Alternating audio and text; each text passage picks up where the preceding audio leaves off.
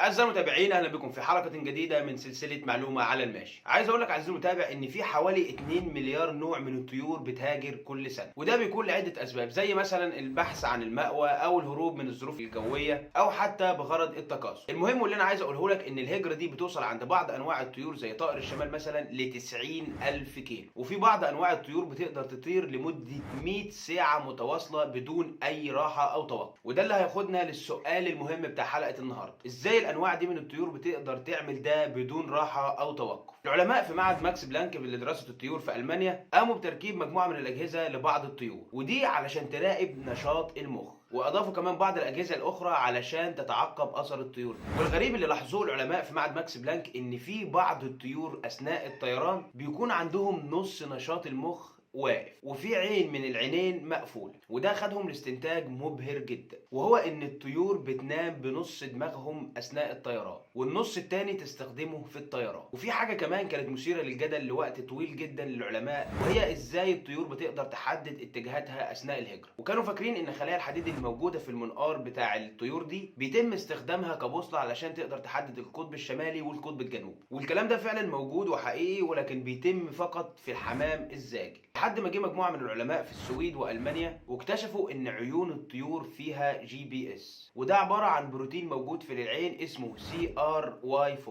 وده بيديهم القدره على استشعار الحقول المغناطيسيه في الارض، ومن خلال ده يقدر يعرف اتجاهاته بمنتهى الدقه. والخلاصه اللي وصلوا لها واستنتجوها من الحاجات دي ان الطيور عندها جهاز ملاحه عالي الدقه وبيكون موجود في شبكيه العين، وقالوا كمان ان ده افضل من اكفأ جهاز ملاحي تم اختراعه لحد دلوقتي. وبكده عايز المتابع تكون انتهت حلقتنا النهارده. اتمنى نكون قدمنا معلومه مفيده بالنسبه لكم. ما تنساش في نهايه الحلقه تعمل لايك للفيديو وتشترك في القناه لو انت لسه ما اشتركتش، وتفعل الجرس علشان يوصلك كل حلقاتنا اللي جايه.